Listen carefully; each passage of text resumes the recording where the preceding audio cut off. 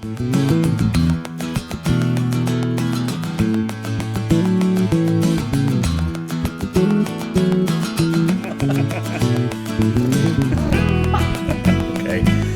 everybody, welcome to Everybody Else Has a Podcast with myself, JD, and Scott.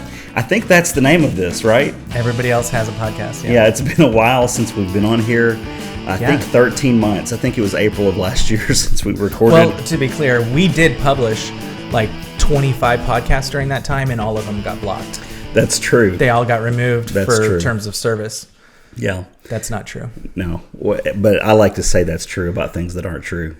Oh, good. It's fake news. Mm-hmm. Anyway, we're having a good time. I don't know if you are or not, so you might be already done with this. Sporting the Sounds Cup today. Go Nashville Sounds, AAA baseball team. Memphis.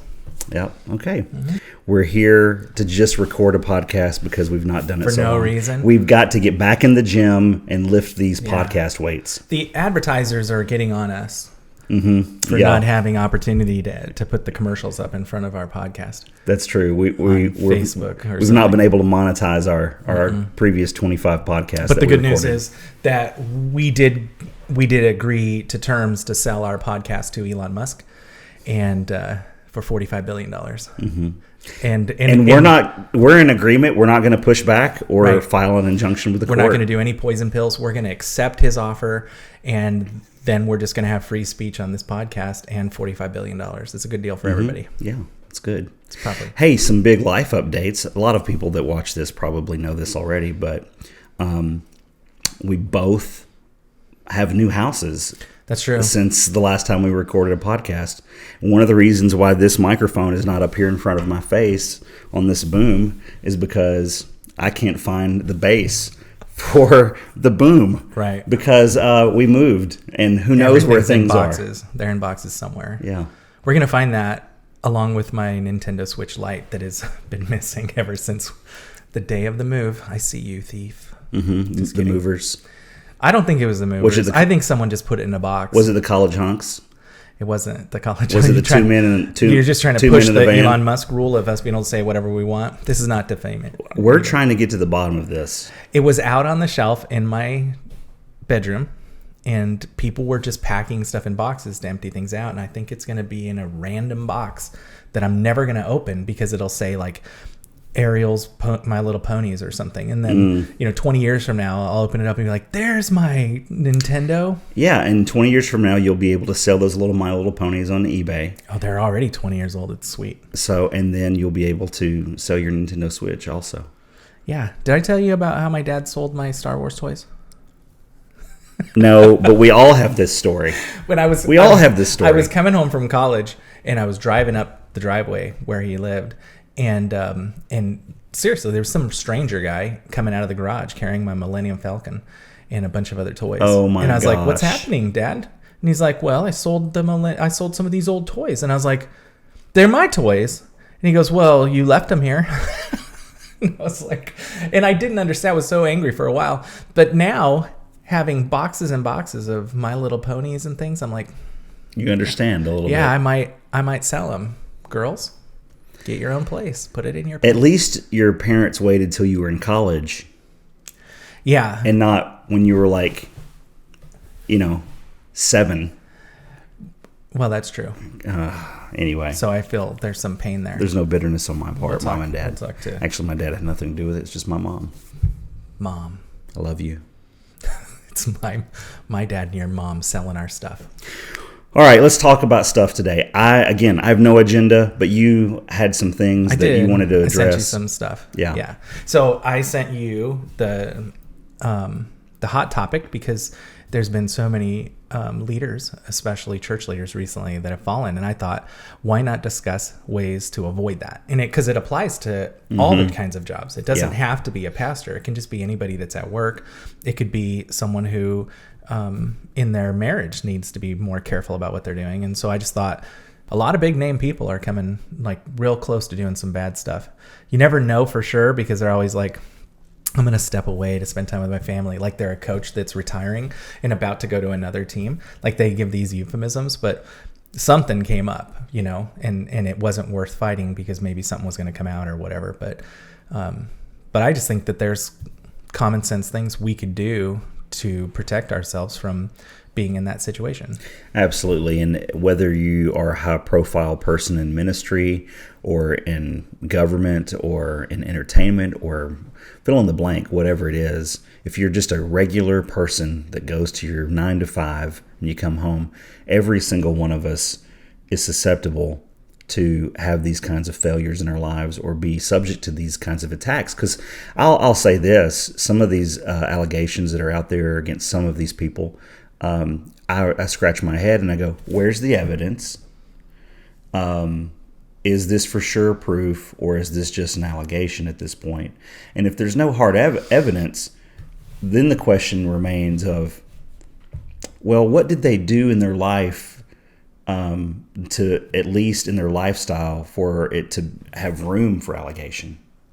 Yeah. So, because maybe there's not hard proof or evidence that they did X, Y, Z, what they're being accused of, but there is room for someone to bring that allegation and accusation, and people go, this could be. And so, anyway, I think all of us are susceptible, but we all can, I don't know what the word is that I'm looking for here, but basically like fireproof. Fireproof our lives in such a way, and Peter says to be vigilant, to be sober and to be vigilant. And I think it's more than just a matter of like, well, don't drink alcohol. I think he's talking about an attitude or a state of your being, to not be so loose, to not give room for the enemy or for people who have just misunderstandings or fill in the blank, whatever it is. And I'm not saying that anybody is innocent of these things that are going on in the church. I'm not saying the church, the capital C church, because there's so many leaders in the church right now around the world that they're either they're fading or they're failing. But I don't want to fade or fail. I want to finish. Yep. And I want that for you, and I want that for you. Thanks. Whether you're a ministry leader or whether, again, you're just part of the church. Right. I want us all to finish well. Yeah, and it's important. I think it's important to note that you're not just protecting against other people doing things to you. You're also protecting against you doing things you ought not to do. And absolutely. And so it's like sometimes when we see people, they'll use their spirituality to say things like, well, they're attacking me or the devil's after me. And I'm like, your brain is the one that told you to do what you did. That's not the devil. That's you making that decision. And so it's important to have rules in place to avoid the possibility of things going wrong for you and for other people. Yeah. Can you stop it 100%? No, you can't. But there's the three big sins, the three big temptations: money, sexuality, and power.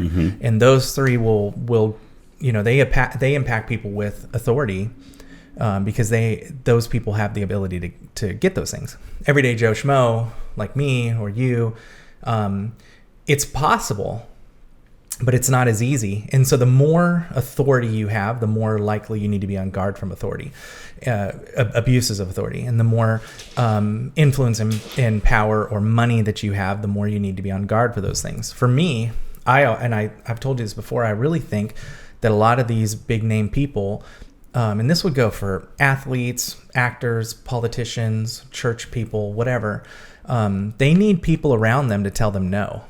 And they need to say, this is a bad idea. People have to be able to speak up and say, I'm gonna step in here. This is a bad idea.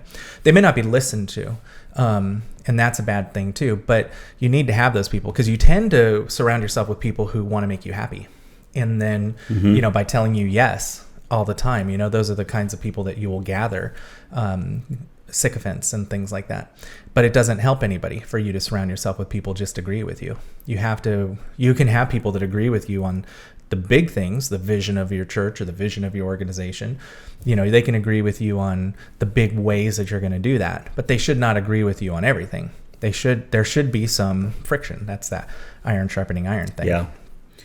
So, At our church this year, the theme that we felt like that the Lord gave us for 2022 was being shaped by the Word and being led by the Spirit. And I think that principle, being shaped by the Word, falls in line with this whole scenario and this whole subject matter as well. And the reason I say that is because you need people in your life that are shaped by the Word. And you yourself need to have an understanding of God's Word, so that when there are things that are in your life that are not in line, first of all, hopefully you see that yourself and you're convicted by the Holy Spirit yourself to go, ooh, that was not reflecting the character and nature of Jesus in my life. Or if other people in your life come to you, you've surrounded yourself with mature people that know God's Word. And I think I was just having a conversation with someone just the other day, and they were telling me about, I'm just so sick of this when people come to me and ask for this. And I was like, well, what's going on now? That's not normal.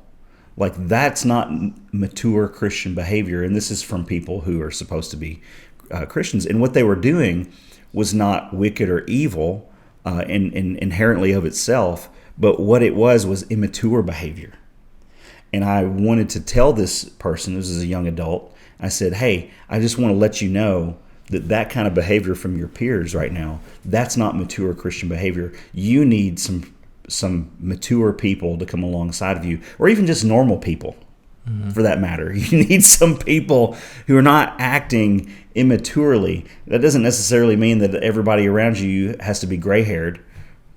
But why is this the right way? I've got some here and here showing up. It's wise. But yeah, it's good to have some peers that are kind of in your life stage, but you need to seek out maturity, at least in some level, with those people. And they may not get it right every time, because the younger we are, the more inexperienced we are, so on and so forth. I don't have to go into all that, but if they're showing signs of immaturity, that should be a sign for you to be like, hey, maybe I need to find some more balance in my relationships here. Mm-hmm.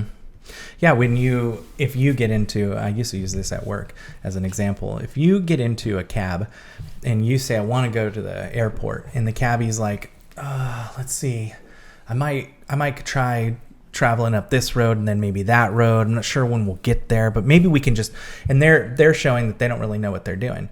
You want to get out of that cab and get to someone who does know what they're doing. Yes. And so, but we have a hard time because the truth of the matter is we probably don't have a lot of friends. And so everybody doesn't have a lot of friends. We have a lot of acquaintances, but in terms of friends, we probably don't got a lot. Some people think they do, but right. But they're holding on to every single one of them that's willing to spend time with them. Like that equals a good friend, but it's really not true, because many times there are a bunch of cabbies who don't know where they're going. But it's maybe who you have around you right then, and maybe you're afraid to let go of that person. You have to be strong enough to say, this person is not the right person to be leading me. It doesn't mean you can't love them. It doesn't mean that you can't accept them for who they are, but you shouldn't be led by those people. Right. And that takes maturity and wisdom. But that's the only way you kind of know some of those things is if you have multiple advisors, if you have multiple people willing to tell you like their advice, and out of a bunch of advisors, you're going to start to see there's a trend here. The wise people all tend to think this is the right way to go. The people who are not are giving me all these crazy answers, and you need to be able to say, I don't, the crazy answers are crazy answers. I had a friend of mine come to me a few years ago. This is kind of in that season we were getting ready to plant Seeds Church. And he knew that, and he felt like he wanted to give me some good wisdom. And this is someone I trust who's got a good track record. So I listened to what he had to say. And I can't say that I've done 100% job of accomplishing this just yet, but it's something I'm working toward. And he said this, he goes, you do a great job at collecting tinder for a fire. And tinder for a fire are the small sticks, the twigs, the shavings that ignite very quickly, but they don't burn long. He goes, you need to look for logs in your life. And he's talking about relationships. He goes, you've done a great job of finding people that have a lot of passion, who have a lot of zeal, who can talk a big talk, who can make a lot of noise, but they're not the ones who are going to burn for a long time.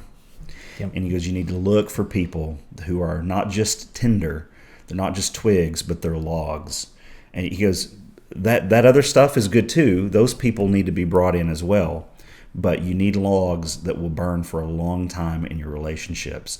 People that are going to, well, like what we're talking about. If you need to be told no, that will tell you no.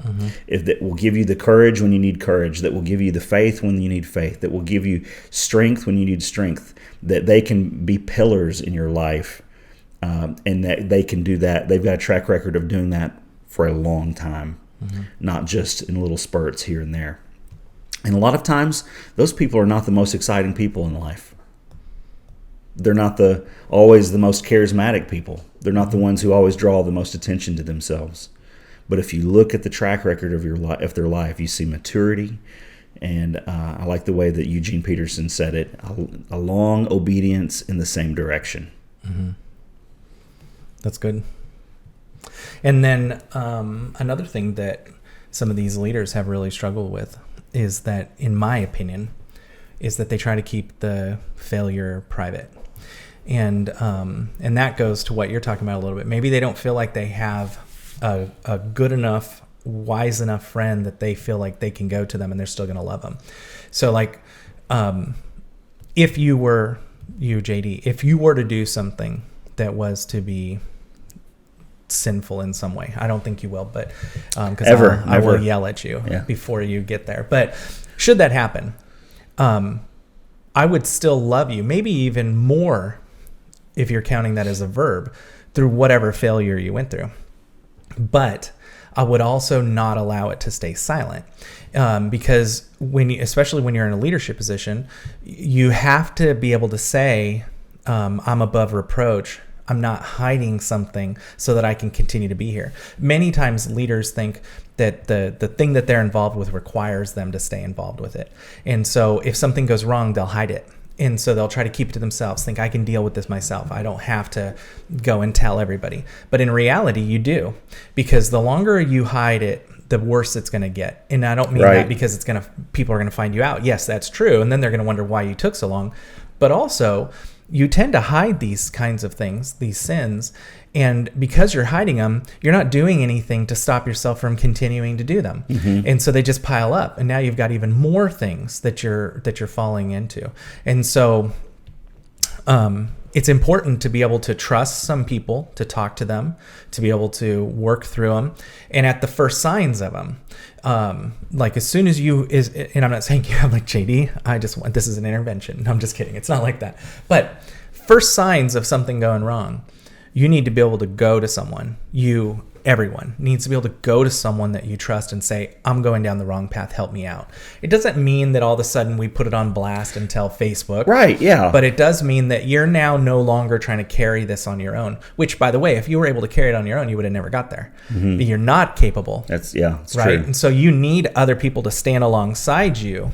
And then if it's a legal issue, then they need to take the right legal steps to do it. Because too often we hear these stories where organizations will cover up the sins of some of these people. And then we find them out years later, and you're like, wait a second, because you covered that up, they were able to re-offend, and they were to do it again and again and again. You know, like if we just said, you know what, Scott's going to step away to spend more time with his family, you know, at least then I can't do it anymore. You know what I mean? Like, I'm protecting the other people. I have an obligation to protect the other people, whether that's in a church or an organization, a politician, whatever it is. So all that to say, don't keep it secret either. Yeah, I 100% agree. I said, when you keep things in the dark, they grow. Things grow in the dark. But when you bring it out into the light, that's where you can find treatment. And I think ringworm is that way.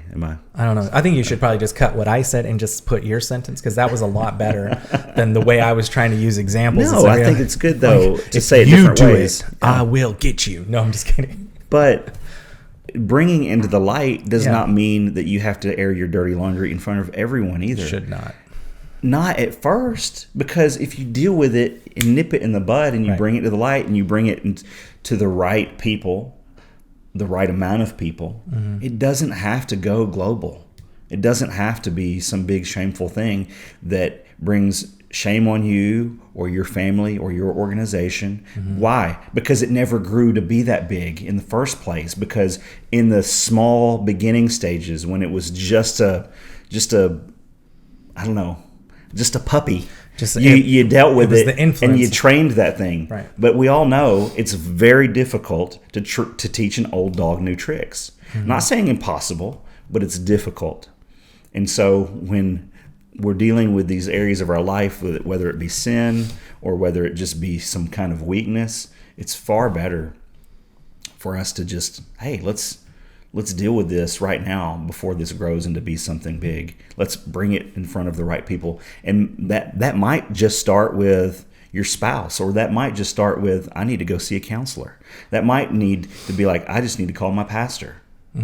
And it doesn't have to go on Facebook. As a matter of fact, it shouldn't go on Facebook probably, because you're going to find all kinds of people who you barely have any acquaintance with that feel like they're an expert and can tell you XYZ what they think about what you need to do with your problem. And you know what? You don't need a virtual relationship in that moment. You need somebody to be able to just sit across the table with you. Yeah. And if you are one of these leaders that's in charge of a church or charge of an organization or a high up boss at a business or something like that, you should have, this goes back to the very first point, you should have people around you that know what you're doing with your time. Like when you hear stories about people going on missions trips and then the pastor and one of the staffers ends up spending a lot of time together, and you're like, well, how did that happen? Like, why didn't people know where you were? Yep. Was nobody interested in that? Did nobody feel confident enough to be able to speak about that? Should have happened. There should never be a situation where someone who's in that kind of position where nobody knows what they're doing. They don't know what they're doing with the budget. They don't know what they're doing with the people of the opposite sex or same sex in some situations, Sure. right?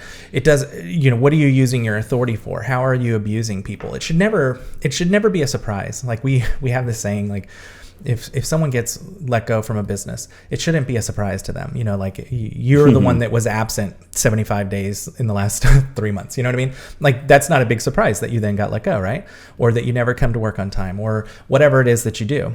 It shouldn't be a surprise where you end up like, oh my gosh, Pastor so-and-so was visiting people's hotel rooms. How did this happen?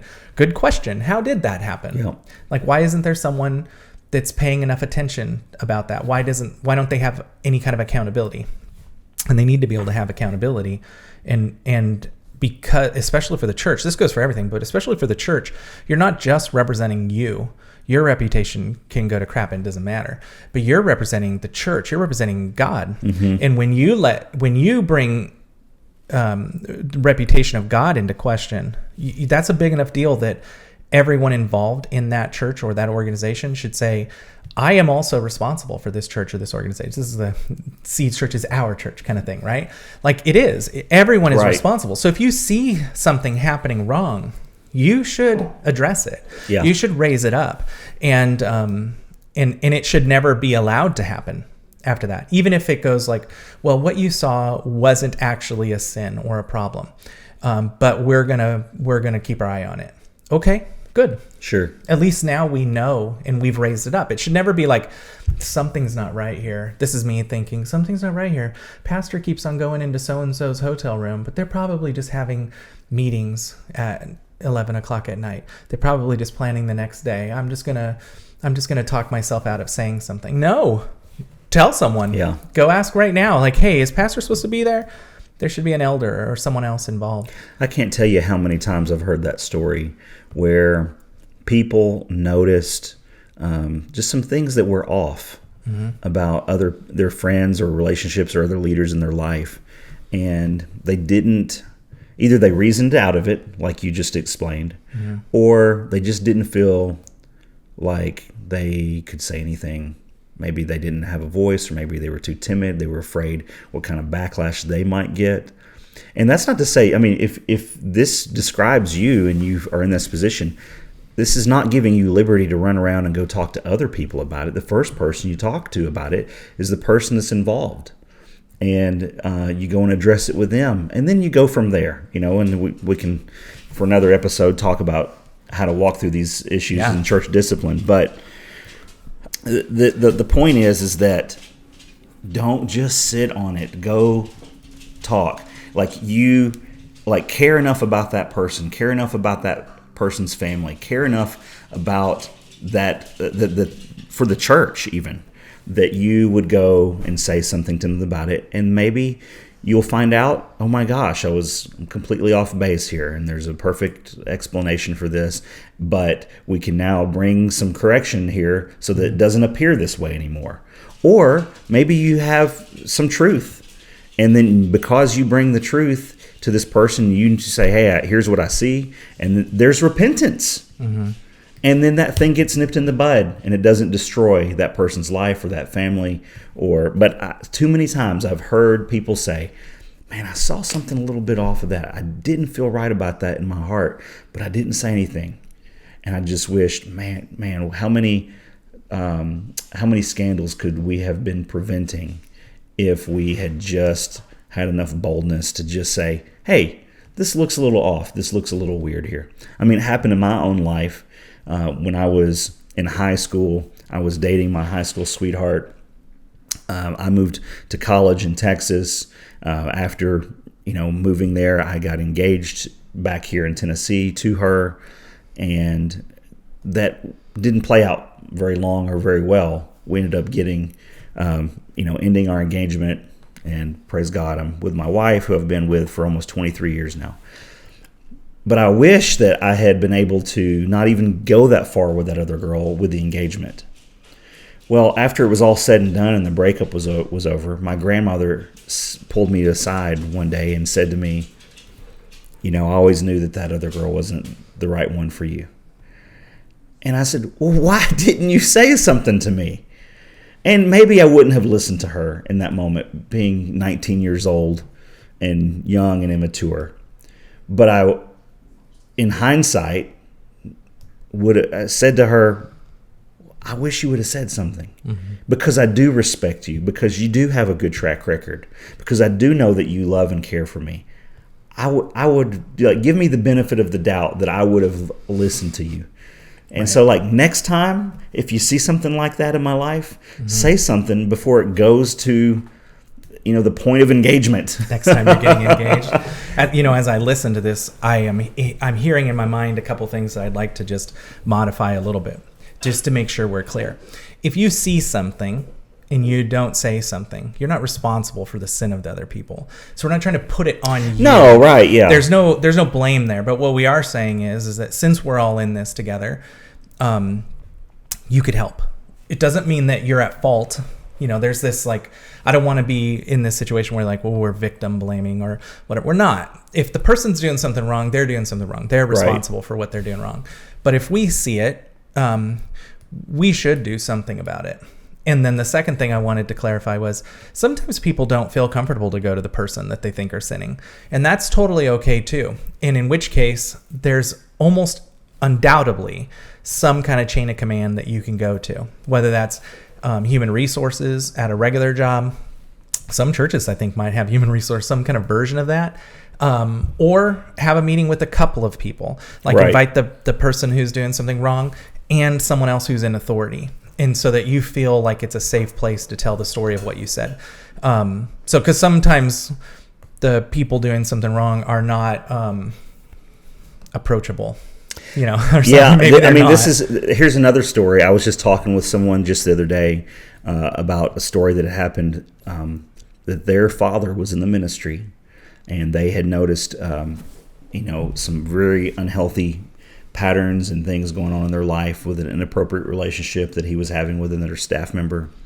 The pastor's wife, brought it to attention to the daughter. The mother and the daughter and the son-in-law were doing some investigation and trying to figure out what's going on here. Had some conversations with the father pastor, saying, hey, here's some weird things going on. He was defensive. Then just more evidence was found out that there was absolutely an inappropriate relationship happening between this guy and the staff member, this woman. some things were said to him directly, but he didn't respond. Mm-hmm. So the next step is to go to his board of elders, mm-hmm. and that's what had to be done. And the father pastor was very didn't respond to that very well either. He was dismissed, and then he didn't end up talking to his daughter for 2 years because he said, well, she was the whistleblower. Well, no, we had a conversation with you to begin with, and you didn't hear what had to be said. Mm-hmm. You wanted to deny, and not bring it out into the light. And because of that, it got to this point. And so it was entirely appropriate for that daughter of that pastor to go. She said later, I wish that maybe even before I had gone to the board of elders, that I had gone to my brother and my sister, and that we would have approached our dad together. And so maybe that was the next step. Maybe she should have done that before she went to the board of elders. I don't know. I'm not saying what's right or wrong in that situation, but she feels that maybe she should have done that step. And so the point is, if you don't feel comfortable addressing that person directly, find people that you can do that with, whether, again, that's someone else in authority, whether it's more family members. It's one of those logs. Find a log. Someone who's been going in the same directions towards righteousness and holiness, someone who's lived out their life, not someone who's going to be real easy to get on your side. And so you get some kind of weird triangulation gossip thing going on. Find someone who is trustworthy if you have to. Obviously, ideally, you should go to the person. That's what the Bible tells us. Go to the person that's wronged you. Try to fix it. If you can't, then raise it up to the next level. Right. And the next level is not Facebook. It's definitely not. It's Facebook. Not Twitter. Mm-mm. It never would. So the next thing would be this what do you do if you're in one of these big churches where the pastor's just screwed up or someone important's just screwed up? I heard a great analogy about this topic, and they said, let's say you go to a doctor's office and you get a surgery and the doctor screws up, not enough stitches, whatever, your wound opens back up again. So you've had a bad experience with a doctor. Does that mean when you get sick next time you don't go to a different doctor? Or maybe you sat on a couch and the couch springs stuck you in the butt. Does that mean you never sit on a couch again? Mm. Couches are still to sit on, doctors are still to heal you, and churches are still the place to go to worship the Lord. Yes. And so just because you had a bad experience in there doesn't mean that's everybody, because it would be unfair to the doctors to treat everyone based on the lowest common denominator. And everyone fails. Unfortunately, we're still going to sin until we die, right? We're going to sin less, hopefully, and get better at not sinning. But that doesn't mean that the hurt isn't true or real. It doesn't mean that whatever happened there was okay or that we brush it under. But it does mean that the place to go to repair the issues that have happened at one church with one person is a church with God. I mean, that's where we're told to go. And so I know you probably have an additional perspective because you've had so much more experience. You keep bringing the points, and I'll follow up with the story. Well, you said I don't have anything to say. I'm like, I think you do, because this is an interesting topic, and you have a lot of experience. So yeah, tell the story. Well, a friend of mine, you're talking about the failure of men, and oftentimes people will just change their entire course of their life because of the failure of someone else that disappointed them. Mm-hmm. We see it in the church all the time. I mean, we don't probably see it as much in other areas of life, but maybe it is, and I just don't realize it. But I think we do. Think about your experiences with teachers and how one good teacher, one bad teacher can send you on your way. That's true, whatever. But people still go to school. Right. They still go. They might change course or change class, but they still go back to college. In the church, way too many people just give up and go, I'm out. I love Jesus, but I'm out on the church. I'm like, I'm sorry, those two things go hand in hand. And maybe you had a terrible experience, but that doesn't mean every church is that way. Every local church is that way. Every church leader is that way.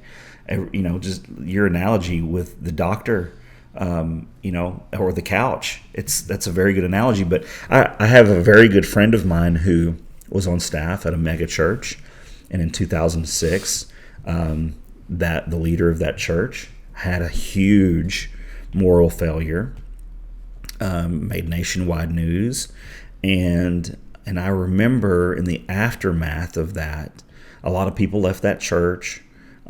This person obviously had everything taken away from them, everything stripped away from that leader.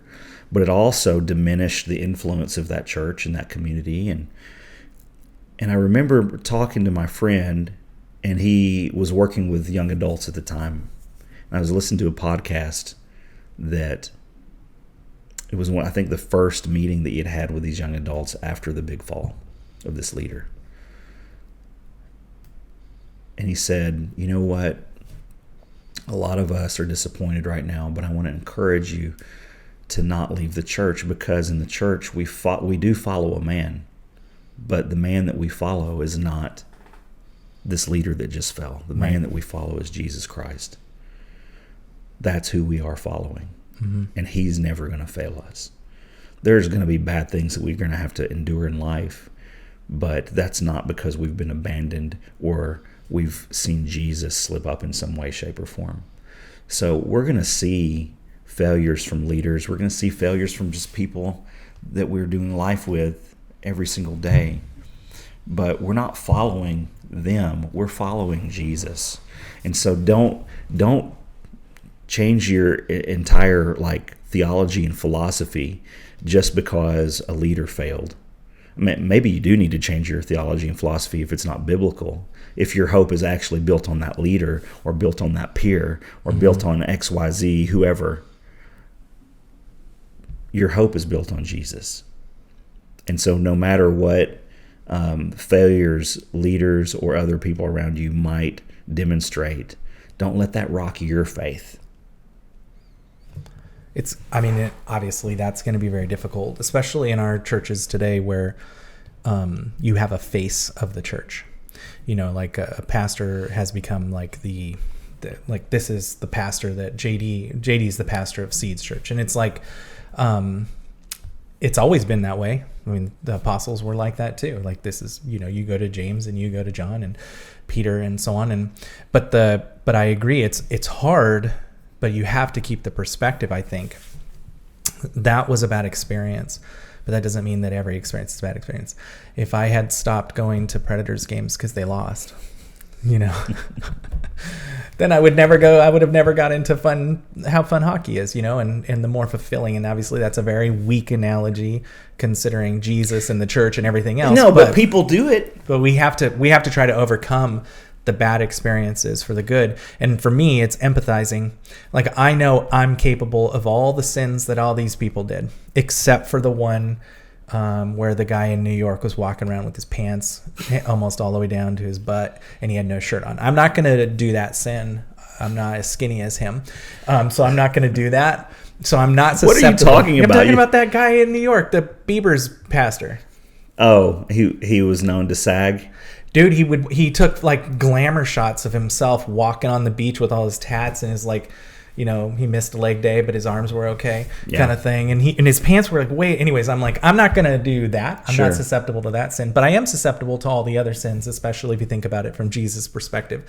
What's in your heart, even if you never acted out those kinds of sins, you never killed anybody, you never slept around, you never did anything else. If it's in your heart, then you probably have crossed the line in your heart for most of those things.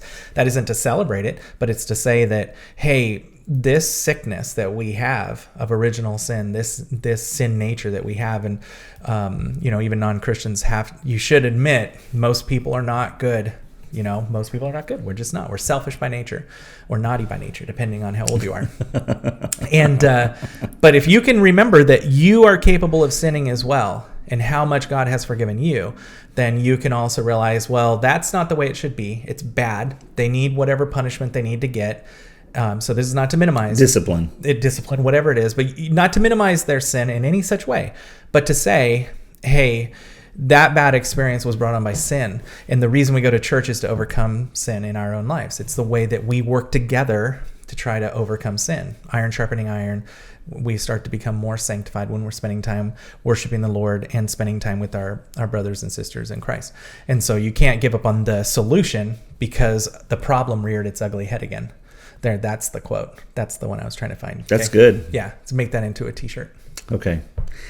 Hey, we're at the end of our time. I tell you what a great follow-up episode from this would be is talking about forgiveness. Because I think there's so many people out in the world who are hurt by the church, who are hurt by leaders, whether they're church leaders or not, hurt by people that they're in their family, that they sleep next to every night, hurt by their boss, hurt by their coworkers, and we're not going to be the people that have any kind of real success in our life. And I don't mean that necessarily even like within the physical realm with tangible things, but I'm talking about success in your heart. Success means being who God's called you to be, being free from the weight of the things in life that makes you need to go to counseling. That's the prosperity gospel that you're talking about. Yeah. In the right way. Well, I was going to say in the right way. That's prosperity. It's like, call me out. But anyway, no. But we need to prosper in forgiveness. Yes. And so that'd be a great follow-up episode. Yeah. So tune in 2023. June of 2023. June 2023. Once every 13 months. This better hold you over. All right. Well, everybody, thank you for watching. Everyone else has. What's the name of our podcast? I don't know, dude. You've got me confused. Everyone else has a podcast. It's everybody or everyone. It's everyone. We don't have a podcast most of the time, but we do today. All right. Well, thanks. We'll see you next time. Bye.